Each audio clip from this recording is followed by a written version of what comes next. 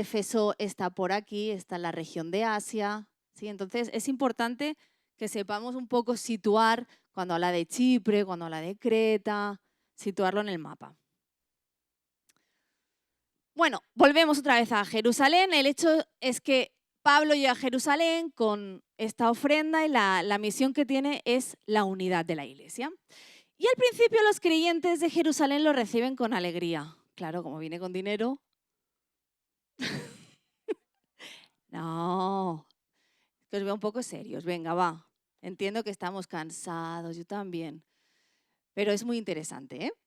Llega con el dinero y lo reciben con alegría, pero también aparece el recelo, la sospecha. ¿Por qué? Porque han escuchado rumores de que Pablo a los gentiles, por donde ha estado predicando, les enseña que no deben seguir la ley de Moisés, que no están obligados a seguir la ley de Moisés. Entonces, esto genera un poco de tensión. Así que esto me enseña a mí, cuando leo esto, que a veces la tensión y los malos entendidos pueden ocurrir incluso en el entorno cristiano, por maneras diferentes de pensar, de entender, de creer, y eso a veces también puede causar división. Entonces nosotros leyendo estas historias tenemos que aprender a no caer en los mismos errores. Esto históricamente es bastante coherente, ¿no? Porque los primeros cristianos eran judíos. Entonces el cristianismo en los primeros años está muy ligado con la religión y las costumbres judías. De hecho, los gentiles eran impuros por una sencilla razón. Ellos tenían claro que Dios los había escogido como pueblo. Además, Dios a ellos particularmente les había dado unas normas y unas leyes de vida, de alimentación, de costumbres, de liturgia, y eso a ellos les hacía especiales. No todos los pueblos tenían esa guía que el mismísimo Creador les había dado. Y por tanto, esa manera de vivir, de creer, les hacía especiales, diferentes. De hecho, todos los que no seguían esa manera de vivir que les había dado Dios eran impuros. Tenemos que intentar entender el pensamiento de los primeros cristianos judíos. Entonces, para ellos les explotaba la cabeza que Dios se acercara a ese pueblo impuro que no estaba circuncidado, que comían animales que no tenían que comer, que no respetaban el sábado. Era una abominación. El caso es que los ancianos le dicen a Pablo, mira, para ganarte un poquito a los cristianos de Jerusalén, quizás puedes participar en una ceremonia que se va a hacer en unos días, una ceremonia judía, obviamente. Y Pablo accede. ¿Qué me aplico yo a esto? Siempre tenemos que sacar aplicación, porque a veces es inteligente hacer pequeñas concesiones sin llegar a estropear nuestro testimonio para satisfacer a los demás. Y ahora os voy a pedir que me deis algún ejemplo, porque lo voy a poner yo, pero así os hago pensar y hablar. ¿Qué pequeñas concesiones como cristianos podemos hacer para ganarnos el respeto de los no cristianos sin caer en pecado ni, ni manchar o estropear nuestro testimonio?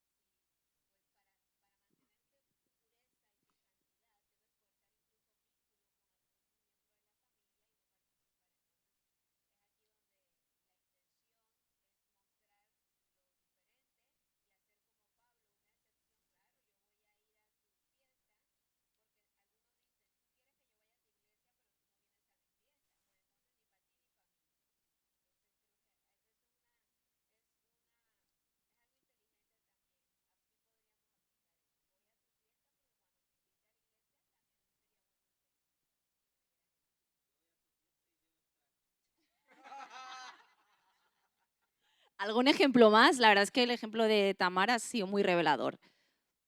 Me sorprende también. Me sorprende la manera de pensar de los cristianos. Escuchamos, pero no juzgamos.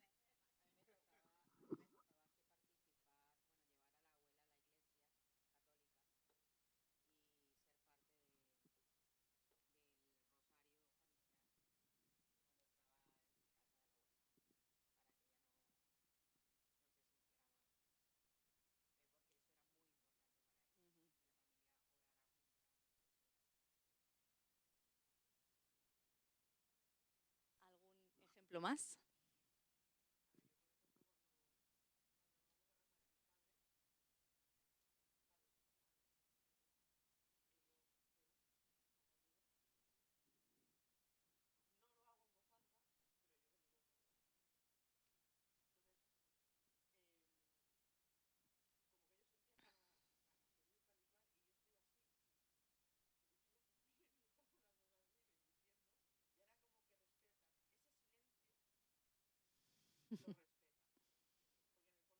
Bueno, lo que pasa es que la concesión la están haciendo ellos en este caso, ¿no? Quizás la concesión sería ir a casa de gente no cristiana y no orar, aunque tú ores normalmente. ¿Se me entiende? Por no crear, pues, igual incomodidad o... Ajá. Vale, pero bueno, entendéis lo que quería decir, ¿no? De las pequeñas concesiones que podemos hacer sin llegar a estropear nuestro testimonio. Lo que pasa es que a Pablo no le funcionó del todo bien, porque antes de la ceremonia se lía parda. Se lía. Y vamos al siguiente capítulo de la película porque hay un arresto. ¿Cómo sucede este arresto? Resulta que Pablo está en el templo y vienen unos cristianos judíos de Asia y reconocen a Pablo y dicen, ostras, este es el Pablo que predica que Dios también quiere acercarse a los gentiles. Eran haters. ¿Sabéis lo que significa haters? ¿Sí? Eran los haters de Pablo. Y empiezan a acusarlo con una blasfemia. Le dicen que ha metido en el templo a alguien que no es judío, un tal Trófimo. Esto era gravísimo. Según la ley judía, un gentil no podía entrar a espacios santos. Estaban acusándole de algo muy grave, pero que era mentira. La acusación no solo era religiosa, sino que también era social y política. Y en ese momento empieza a haber una turba muy violenta, muy violenta. Me gustaría enseñaros una imagen. No, yo creo que este es el antiguo, ¿eh? Definitivamente. Es el antiguo. Porque empieza a haber una turba muy violenta en la que tiene, a ver, ¿te lo envío otra vez? No, no es lo que te he enviado, ¿no? O sea, no te he enviado nada nuevo. Es que he preparado una imagen que me ha parecido súper curiosa de unas rocas que encontraron de partes del templo en los que aparecía la inscripción esta, en la que decía que no podían entrar los gentiles. Podría decir que he ido yo a buscar la piedra, pero sería mentira. Vale, a ver, ahora te la envío, ¿vale?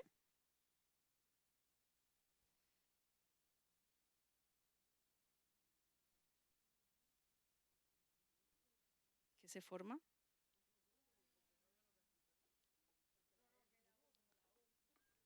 Ahora, vale. Entonces, bueno, se lía y la multitud se vuelve violenta y esta era una oportunidad de los haters para matarlo porque la acusación era muy grave. Pero en ese momento, el tribuno romano, que viene a ser como un comandante militar de alto rango, está en una torre muy alta que se llama la Torre Antonia o Fortaleza Antonia, y desde lo alto ve que se está liando ahí en el templo. Así que decide intervenir. Este comandante se llama Claudio Lisias, por si queréis poner algún nombre de estos a vuestros nietos. Y en este momento Claudio Lisias, este hombre, este comandante, no interviene porque quiera proteger a Pablo o porque, mirad, ahí está la roca esa. No interviene porque quiera proteger a Pablo ni porque ame el mensaje del Evangelio. Interviene porque la están liando. Y él lo que quiere es que haya paz y tranquilidad en el espacio que está controlando. Él actúa por orden público. Pasa a la siguiente, porfa, para que veamos. La Torre Antonia o la Fortaleza Antonia es esta y esto sería el espacio del templo, es decir, desde esta altura se ve perfectamente todo lo que pasaba en la ciudad de Jerusalén. Y lo que podemos aprender de aquí es que a veces Dios usa los sistemas comunes, que no son espirituales, para llevar a cabo su propósito. ¿Por qué digo el propósito? Porque no era el momento de Pablo de morir. Es verdad que había mucha gente ahí que quería matarlo, que quería destrozarlo, pero no era el momento de Pablo. Entonces Dios interviene enviando a este comandante. Y a veces pensamos que solo Dios actúa en el plano espiritual. Pero Dios actúa a veces sin hacer ruido. En lo cotidiano, incluso en lo político, incluso en la parte burocrática Dios actúa. ¿Sí? ¿Estáis de acuerdo? A veces esperamos que venga un profeta de otro país y que en lenguas te dé un mensaje y tú caigas para atrás. Y a lo mejor Dios está actuando de manera silenciosa. Y en este momento vemos cómo Dios está actuando con este comandante romano para salvar la vida de Pablo. El caso es que Pablo se dirige al comandante y dice, déjame hablar, me quiero defender. Pero ¿sabéis en qué idioma se dirige a él? En griego. Se dirige a él en griego. Y ya al comandante esto le llama la atención. Dice, wow, este no es un cualquiera, este es ciudadano romano. Este no es un egipcio, como pensaba yo, agitador que la quiere liar. No, no es ciudadano romano, me está hablando en griego. Así que le deja defenderse. Entonces Pablo se dirige a la gente que le quiere matar y cambia el idioma. Ahora, ¿en qué idioma empieza a hablar? En arameo. Empieza a hablar en arameo a todo el mundo que le quiera matar. ¿Por qué le está hablando en arameo? Es una manera de decir, hey, que soy de los vuestros. Para que nos hagamos una idea, Pablo hablaba 3 idiomas, el griego, el arameo y el hebreo. Sería algo así como aquí hablar inglés, español y catalán. El catalán es el idioma del corazón, que sería el arameo, ¿no? El que cuando alguien te habla en catalán es como, ah, vale, que eres de la tierra, vale, vale. El español sería como el más institucional, que era el hebreo, se utilizaba más para la parte litúrgica, leer la Biblia. Y el griego era como el moderno, como el inglés. ¿Sí? Es guay hablar inglés, pues era guay hablar griego en esa época. El caso es que él se dirige a los suyos y, Anthony, ¿puedes pasar a uno que pone victimismo, testimonio? Y él podría dar en este momento una charla, una queja de victimismo. Es que siempre van contra mí, es que vaya donde vaya me quieren matar, es que yo no hago nada malo y van contra mí. Opción A, victimismo. ¿Vale? Opción que tomamos muchas maneras, muchas veces cuando yo os he preguntado, ¿qué pasa cuando las cosas no salen como tienen que salir? Muchas veces, y yo la primera, cojo este camino, el victimismo. Es que, ¿por qué? Es que, jolín, señor, yo intento hacer las cosas bien y es que van contra mí, es que... Eso. Pues lo dejo todo, ya no hago la clase en seminario. Pues los niños que se quedan en la escuela dominical sin clase, hombre. No, Pablo no coge esa vía, coge la vía del testimonio. Y en ese momento empezará un testimonio tremendo en arameo, contando su historia desde que era perseguidor hasta que se encuentra con Cristo, y a partir de ese momento empieza a hacer los viajes. Pero otra vez todo se lía en el momento que dice que Dios le envía a los gentiles. Esto es que no lo soporta la gente. A la que escuchan gentiles es como ¡ih! Se les eriza la piel y ya cogen las piedras, los látigos, y otra vez se empieza a liar. Así que esto nos enseña que a veces decir la verdad no garantiza que te escuchen.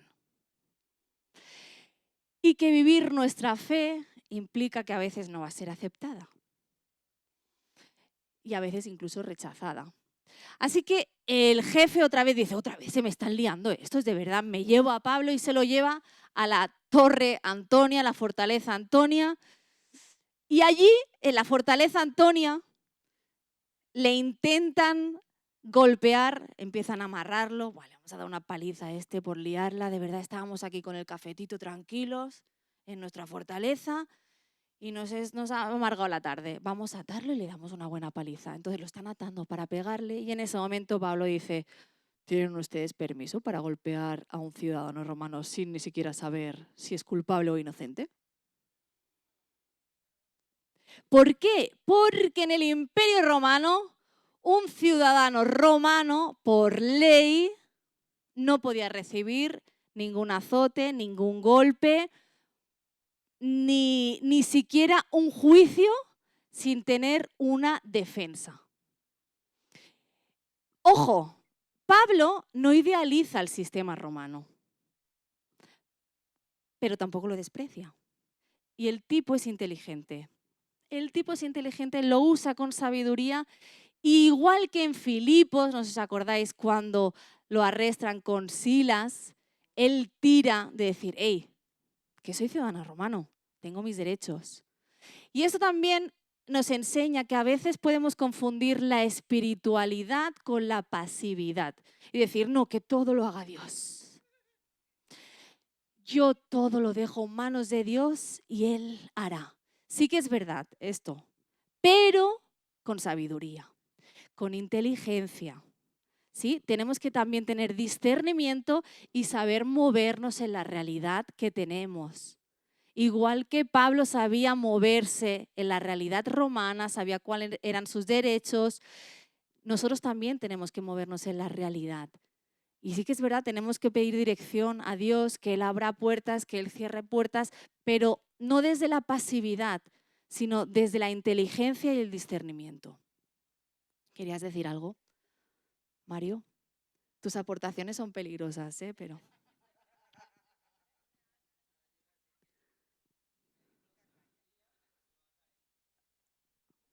Pedir con sabiduría, pero que lo haga Él, o sea, eso es pasivo, ¿eh?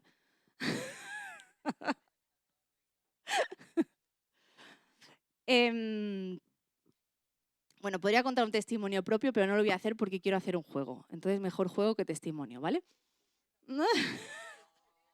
Bueno, como estoy en el proceso del testimonio que no está acabado, cuando llegue el momento lo cuento ya finalizado, ¿vale? El que vivifica. Ah, edifica. Bueno, digamos que estoy en una situación laboral un poco complicada y yo podría tomar la opción de, bueno, Señor, tú harás. Y está bien eso. Pero también el Señor me está llevando a moverme y a buscar y a abrir los ojos en cosas profesionales y laborales que hasta ahora yo no me había planteado. Y el Señor me está diciendo, no, busca aquí, abre esta página, abre esta, mira. Entonces son cosas que a mí me pertenecen y que yo tengo el derecho de tener, pero hasta ahora no me había planteado por comodidad. Entonces ya os contaré el final del testimonio, ¿vale? Lo he dejado así muy en el aire. Vamos con Pablo, ¿vale? Porque Pablo está en la Torre Antonia y ahora tiene que comparecer delante del Sanedrín. Pasa la diapo, porfa. Vale. El Sanedrín, ¿os acordáis qué es el Sanedrín? ¿Qué es?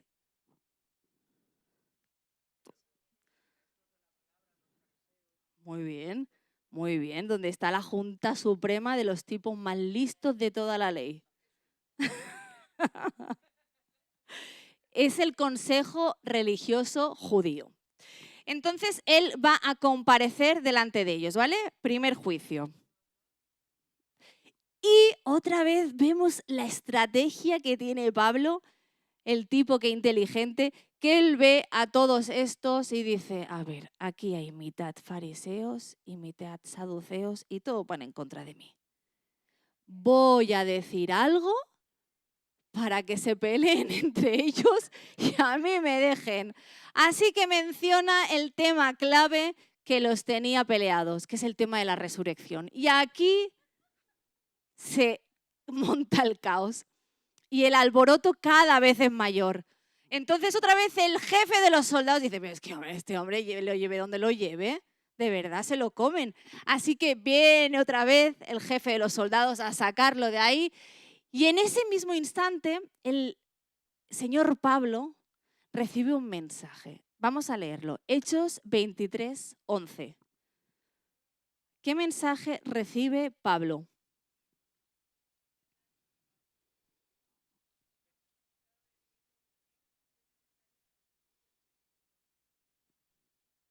¿Lo habéis escuchado? Venga, otra vez, por favor.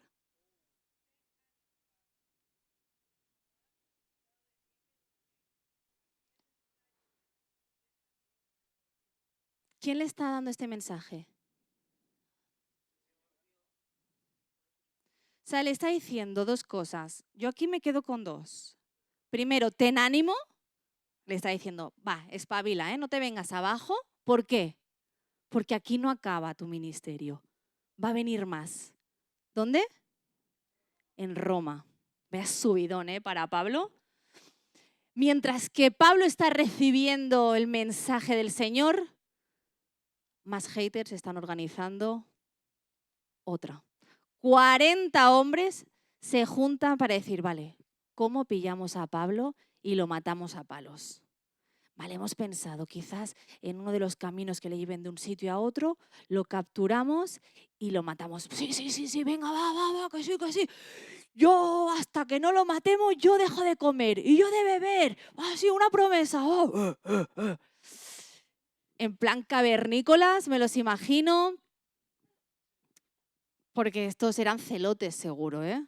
No lo pone en la Biblia, pero me los imagino, pues fanáticos de estos religiosos que todavía sigue habiendo. Pero aquí ocurre también otra cosa interesantísima, maravillosa. Aparece por ahí un chaval que lo escucha todo. Escucha el plan de estos cavernícolas. ¿Quién es el chaval? El sobrino de Pablo. Lo escucha todo. Así que va, corre y díselo para que tengan cuidado de su tío. Y el soldado que recibe la orden dice, madre mía, hay que poner solución. Pasa de diapo, porfa. No, creo que la voy a ir pasando yo, ¿vale? Y así... ahí. Vale. Un detalle minúsculo, que es el sobrino escucha, hace que se organice una respuesta del Imperio Romano.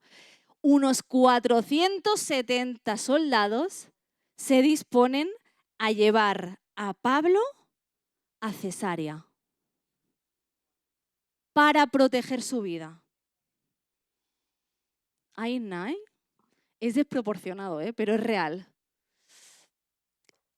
Y la aplicación, a veces esperamos que Dios actúe de manera sobrenatural y a veces lo puede hacer de manera sencilla, como con una conversación, con una escucha de alguien que escucha y te avisa, como una casualidad que no es ninguna casualidad, y el Señor te salva de algo que puede ser muy potente, en pequeñas cosas. En esta vez fue un detalle minúsculo, alguien escuchando. Alguien escuchando. Bueno, pues todos estos hombres, soldados, llevan a Pablo a Cesarea o Cesarea. Y Pablo en este momento se presenta ante el gobernador Antonio Félix. Antonio Félix, os hablo un poquito de él. Como todos los gobernadores que han existido, que existirán y que están... ¿Cesarea? Sí. ¿Quieres que ponga el mapa? Mira, ¿puedes poner el mapa que he puesto antes? Vale. Estamos en Jerusalén y llegan los 470 soldados a Cesarea. Vale. Pues ahí está el gobernador Antonio Félix y, como decía, como todo gobernante que ha habido y por haber, se salvan muy pocos, era un tío corrupto. Pocos gobernadores hay que sean fieles al pueblo y leales. Bueno, en El Salvador hay uno, ¿no? A ver, los salvadoreños, ¿no? Tampoco es tan bueno. Bueno. Todos los gobernadores, o casi todos, tienen este puntito corrupto que solo quieren dinerito, que quieren gloria, que quieren poder. Entonces este hombre recibe a Pablo, lo escucha, se interesa, incluso se inquieta por todo lo que le cuenta, pero no toma una decisión. Dice, no, hay que hacer un juicio. Así que llega el momento del juicio. Y en el juicio, como todos los juicios, tiene que haber la parte acusadora, la parte defensora, los testigos y la sentencia. La parte acusadora vienen un tal Tértulo, de ahí vendrá el nombre de tertulia, supongo. ¿Por qué digo que vendrá de ahí? Porque Tértulo era un orador profesional. Podría ser un abogado, pero un orador profesional que convencía con sus palabras. Entonces él hace un discurso delante de Antonio Félix, pues bueno, con esa labia que tienen los abogados de, bueno, usted que es tan bueno, que lucha por la justicia, que quiere el bien para el pueblo, le presentamos a este hombre, este despojo, que ha intentado hacer una de las suyas, de las más grandes en Jerusalén. Y queremos acabar con esto, usted como buen gobernante. Y le suelta un discurso de estos apestantes. Y luego llega el momento de la defensa. Pablo no tenía abogado defensor, así que él mismo asume el rol de defenderse a sí mismo y él habla con sinceridad. Él dice que no ha hecho nada malo, que no hubo ningún disturbio en Jerusalén, que había llegado hace 12 días y que su única intención era llevar una ofrenda, unir a los cristianos. Y luego también le habla de Jesús, de la resurrección y que adoraba al Dios de los padres, de los hombres que estaban allí y creían en el Antiguo Testamento. Así que Félix lo escucha, llega el momento de la sentencia, pero el tío, como buen político gobernante, no se moja. Podemos ir a la... A ver... Ahí. La indecisión. ¿Por qué? Porque no decide nada. Dice, bueno, lo dejamos ahí, stand-by, ya llegará este cual y este otro, ya decidiré a ver qué hago contigo. De momento, llévaoslo a prisión. No decide nada. ¿Sabéis cuánto tiempo está en prisión? 2 años. 2 años.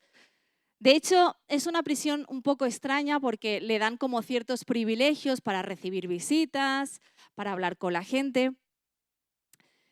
Y esto me lleva a pensar que igual que Félix recibió el testimonio, tanto Félix como su esposa, él recibe el testimonio de Pablo, lo escucha, lo entiende porque además sabía de Jesús. Incluso te puedes sentir impactado, como se sintió este hombre, pero no decide nada. La indecisión de muchos al escuchar el Evangelio. No decide nada. Y por la indecisión de este hombre, Pablo permanece en la cárcel 2 años. Ahora, esta idea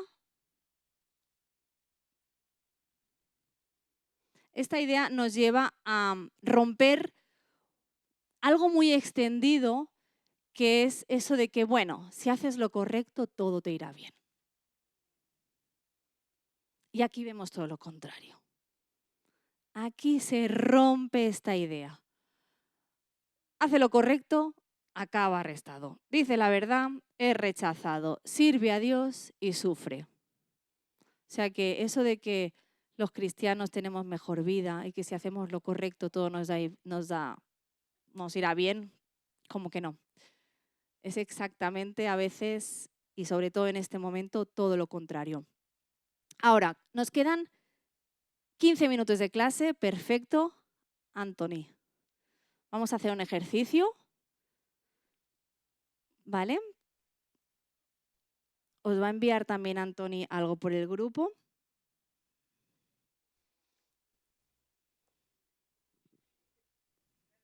¿En qué consiste este ejercicio? Vamos a hacer 4 grupos y en cada grupo va a tener una misión distinta, ¿vale? Y va a ser una misión un poco de detectives. Como hemos entrado también en escuela dominical con los detectives, nosotros también vamos a hacer un poco de detectives. Pero cada uno va a asumir un rol. ¿Sabéis lo que es un rol? ¿Sí? ¿No lo ha enviado bien, Anthony? No se puede abrir.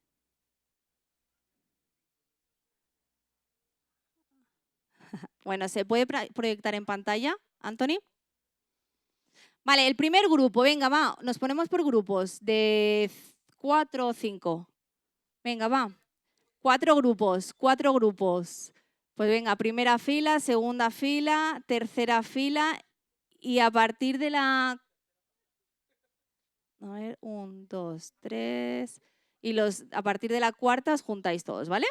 ¿Sí?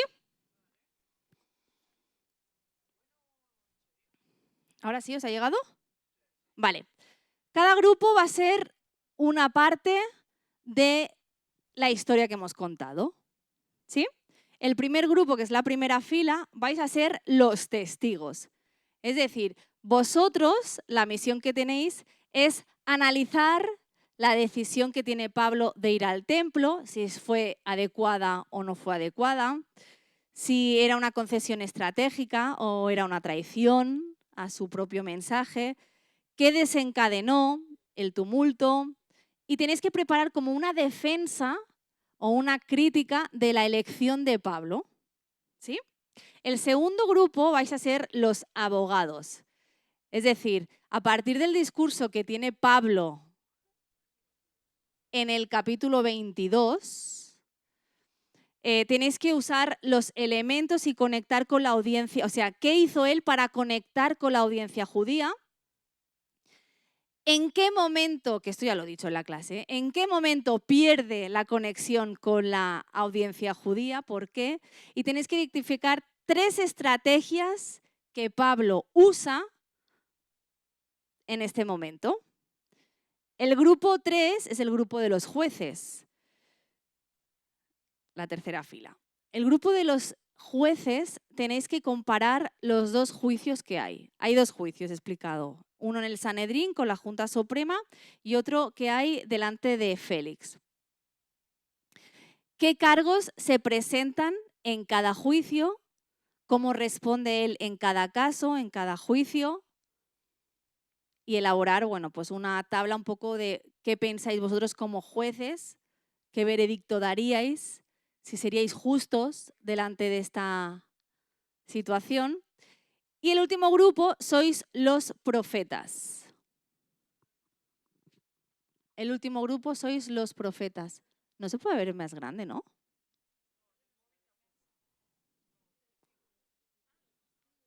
Ah, sí, así. El último grupo sois los profetas.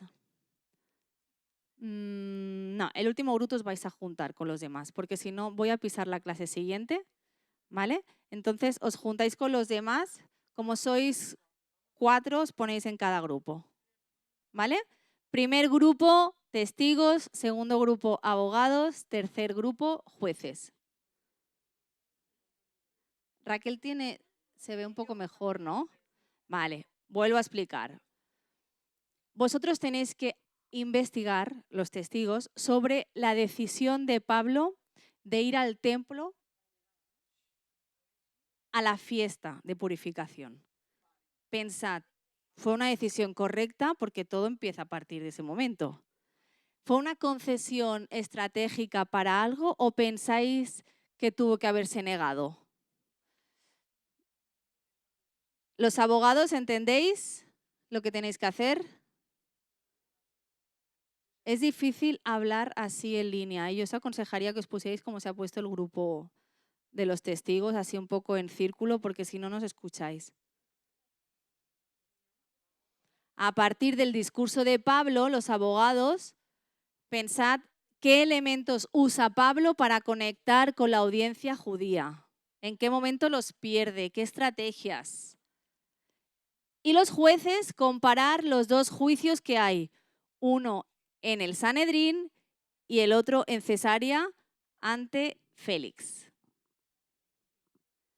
Y vosotros como jueces, a ver qué haríais. Matrimonio, ¿dónde os ponéis? ¿Jueces, testigos o abogados?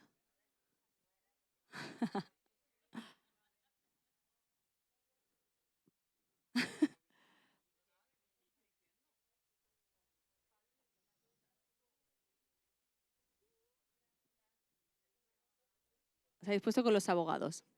Esos son los abogados.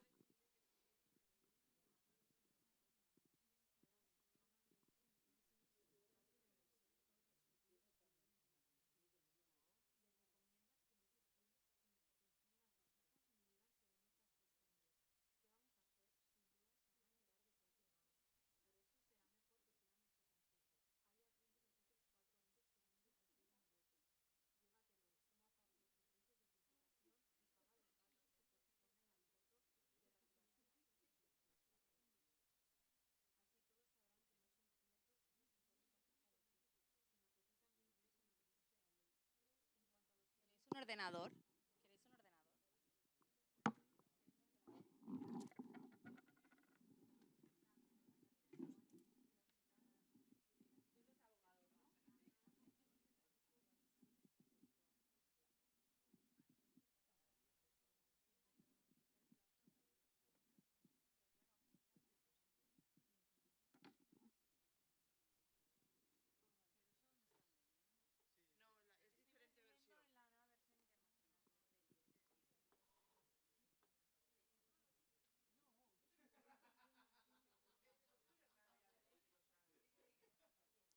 5 minutos, ¿eh? Porque luego dejamos 5 minutos para exponer.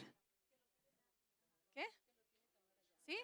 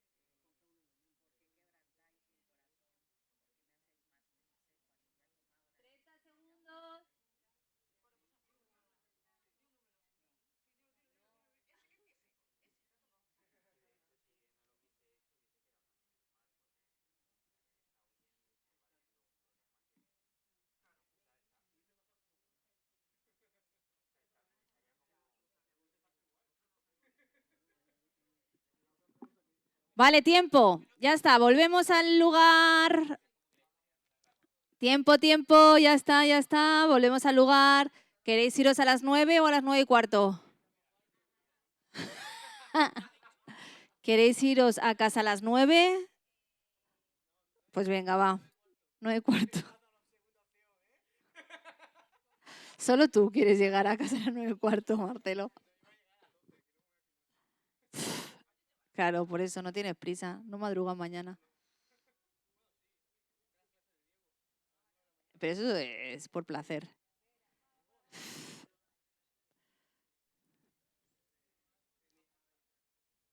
Venga, vamos con el primer grupo, que es el grupo de los testigos. Y ahora es interesante que nos escuchemos, porque si no, no sirve de nada estos ejercicios. Hay que escucharse.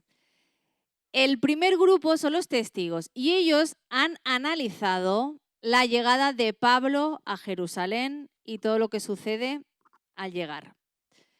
Entonces, yo os pregunto, y os paso el micrófono ahora, que analicéis en 3, 4 oraciones, frases, no hace falta más, la decisión de Pablo para ir al templo y acompañar a estos hombres en lo que iban a hacer. ¿Qué pensáis de esta decisión? Como testigos que fuisteis, ¿eh? Como testigos que fuisteis, que lo habéis visto todo.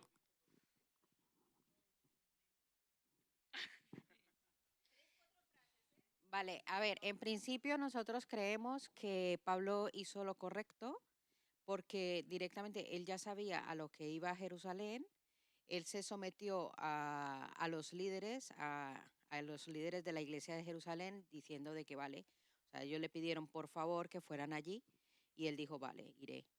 Entonces, en principio, él actuó en obediencia, sometiéndose a ellos, y por eso nosotros creemos que está correcto lo que hizo. Aparte de que él ya iba con la idea de que iba a morir o iba a padecer por la obra del Señor. Entonces, ya está. Segundo grupo, el grupo de los abogados, y ellos van a analizar el discurso ante la multitud.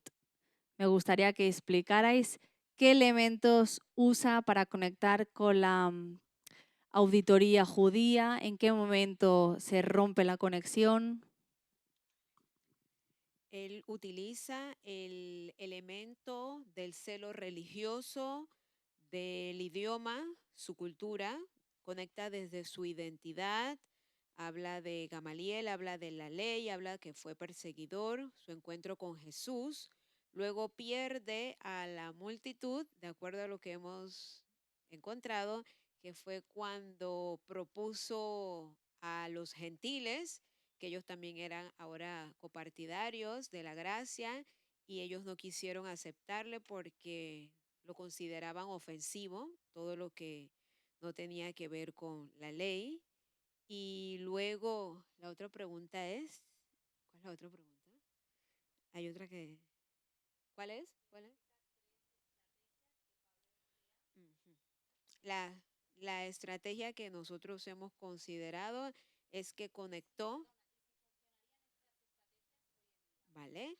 Que conectó con la identidad, compartió su testimonio real. Y si funcionaría hoy, puede que sí, puede que no. A Pablo en ese momento posiblemente no le funcionó, pero tú acabaste de decir que el hecho de que estemos diciendo la verdad no necesariamente todo el mundo la aceptará. Así que a eso nosotros nos apoyamos. Gracias, Panamá.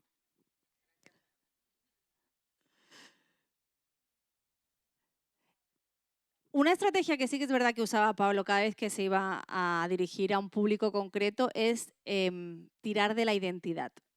O sea, conectaba con la identidad del auditorio al que se dirigía. Si hablaba con griegos, le hablaba de la diosa Artemisa, de los dioses, de no sé qué, del dios no conocido. ¿Os acordáis de este relato bíblico? O sea, que Pablo utilizaba siempre la conexión con su auditorio a partir de lo que creían, de lo que sentían, de su identidad como seres. Porque hay algo que nos une a todos los humanos y es la capacidad de vincular con alguien que tiene una identidad parecida a la tuya. Yo creo que los que venís de otros países esto seguro que lo entendéis mejor, ¿no? Cuando vais a otro país y te encuentras con alguien de tu país o incluso de tu provincia o tu ciudad, es como, ¡wow! Ya está. Y a lo mejor en vuestro pueblo no os hubierais ni saludado. Pero la identidad nacional une mucho. Entonces Pablo tiraba mucho de esa identidad. Vale, pues vamos al tercer grupo, que es el grupo de los jueces, y vosotros tenéis que analizar un poco porque solo tenemos un ratito, 2 minutos para ser exactos, los dos juicios que tuvo Pablo, uno en la Junta Suprema y otro ante Félix. ¿Qué coincidencias veis? ¿Qué cargos se presentan en un juicio, en otro? ¿Cómo responde Pablo en cada juicio? Y el portavoz es a la más joven. ¿Cómo os aprovecháis?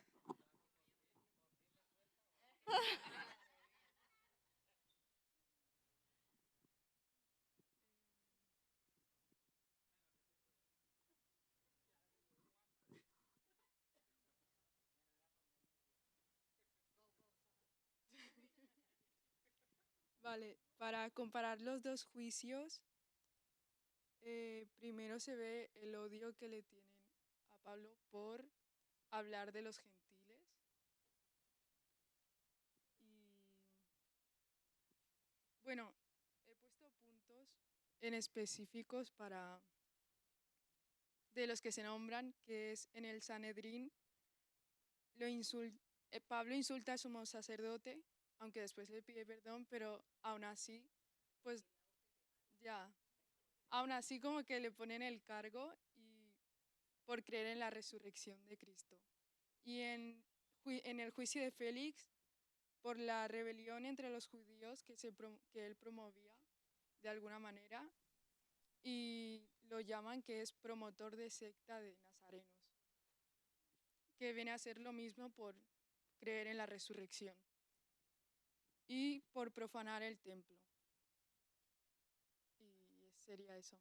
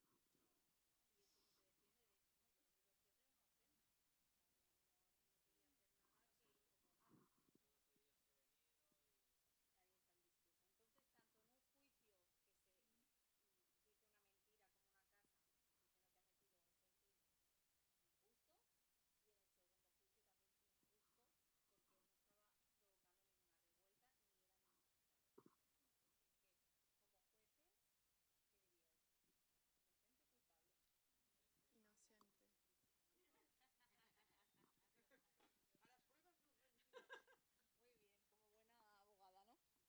Bueno, pues hasta aquí la clase de hoy. Espero que os interese más aprender de la Biblia, leer. Como siempre decimos, nosotros damos el aperitivo, pero lo interesante es que luego en casa sigáis leyendo, escudriñando, no os creáis todo lo que decimos, porque nos podemos equivocar. O sea que es importante que luego en casa repaséis, leáis, oréis para que el Señor os muestre